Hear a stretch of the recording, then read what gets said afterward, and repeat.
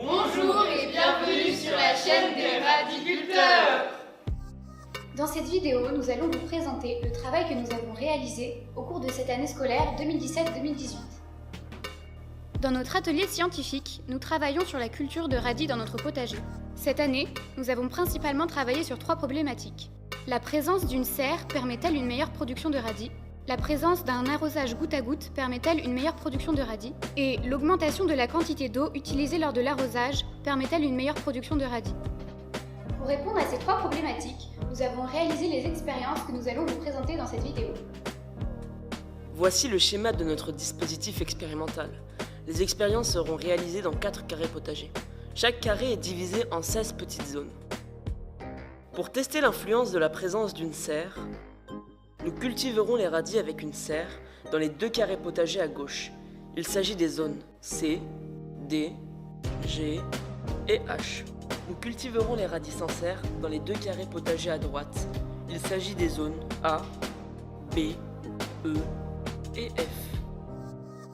Pour tester l'influence d'un arrosage goutte à goutte, nous cultiverons les radis avec un arrosage goutte à goutte dans les zones D, B, H et F. Nous cultiverons les radis sans arrosage goutte à goutte dans les zones C, A, G et E. Pour tester l'influence de la quantité d'eau reçue, nous cultiverons les radis avec une hauteur d'eau de 16 mm par semaine dans les zones C, D, A et B. Nous cultiverons les radis avec une hauteur d'eau de 24 mm par semaine dans les zones G, H, E et F. L'année dernière, nous n'avions qu'un seul carré potager. Nous ne disposions pas de serre, ni d'arrosage goutte à goutte. Pour réaliser ces expériences, nous avons donc dû acheter du matériel.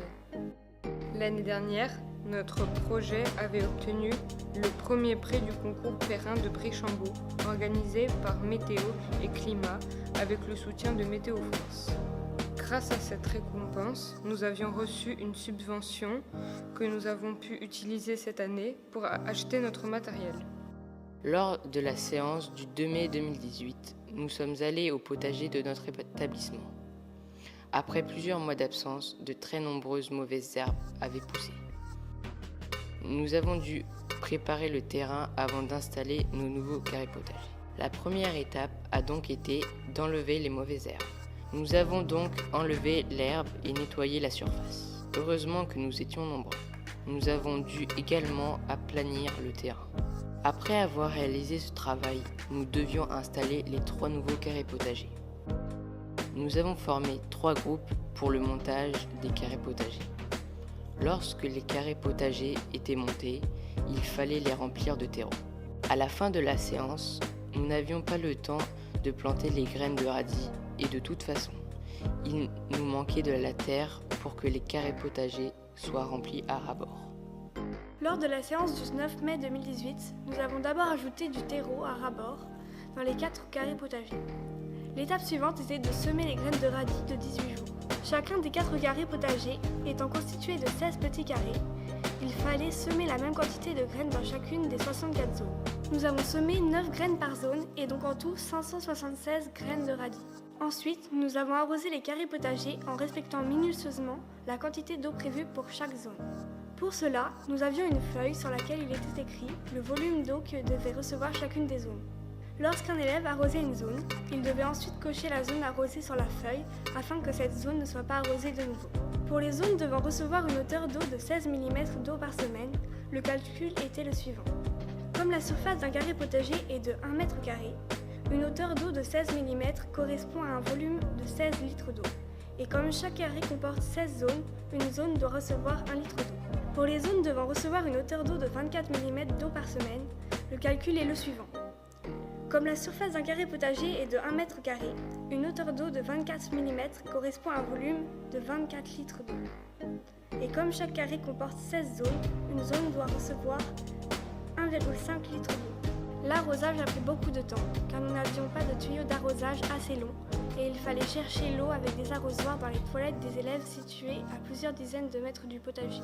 Pendant l'arrosage, nous avons également installé le système de goutte à goutte dans les zones prévues à cet effet.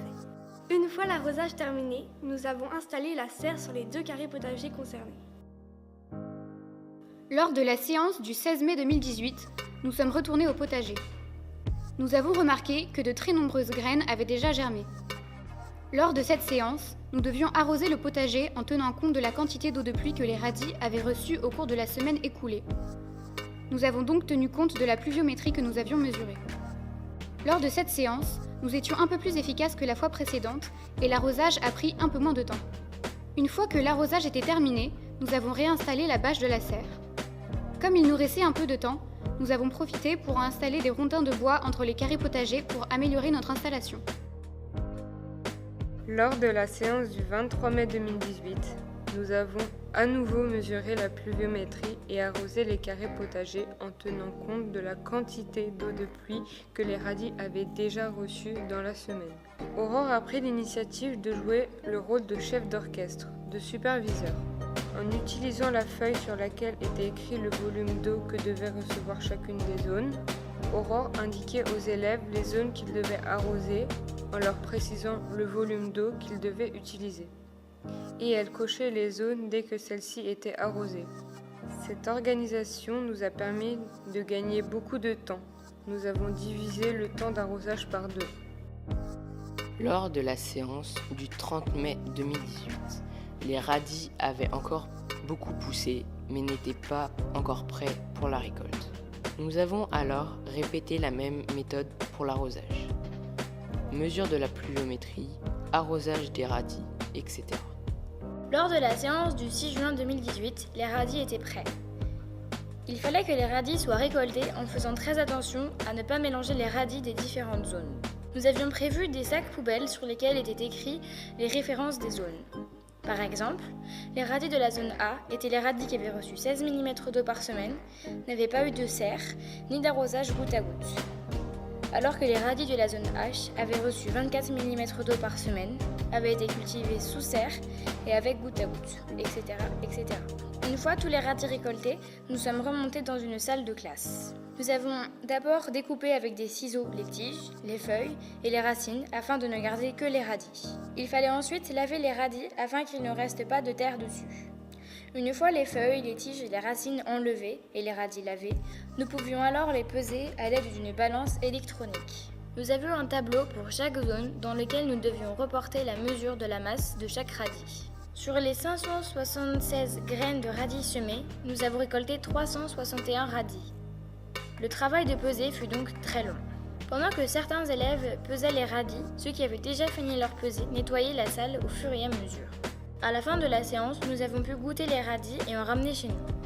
Les radis avaient un goût un peu piquant, mais nous étions très contents de cette récolte. Lors de la séance du 13 juin 2018, nous sommes allés dans une salle avec des ordinateurs. Nous avons alors pu entrer les résultats des mesures dans une feuille de calcul sur un logiciel tableur. Il fallait bien faire attention à reporter les valeurs dans les cases correspondantes aux zones de récolte. Nous avons indiqué une masse de 0 g pour les graines qui n'avaient pas donné de radis. Après avoir entré les 576 valeurs, le professeur nous a montré un graphique en nuage de points. Sur ce graphique, chaque point représente la masse d'un radis en fonction de sa zone de culture. Comment analyser ces résultats ? Comment savoir si la présence d'une serre a changé quelque chose ? Si l'arrosage goutte à goutte a été bénéfique ? Si le fait de recevoir 24 mm d'eau par semaine était mieux que de recevoir 16 mm d'eau par semaine ? Tout cela paraît bien compliqué. Nous travaillerons sur ces données l'année scolaire prochaine pour essayer d'exploiter ces résultats. N'hésitez pas à laisser un pouce bleu si notre travail vous a plu et à partager cette vidéo sur les réseaux sociaux. Merci d'avoir suivi les radiculteurs, les as de l'agriculture et de la météorologie. Au revoir!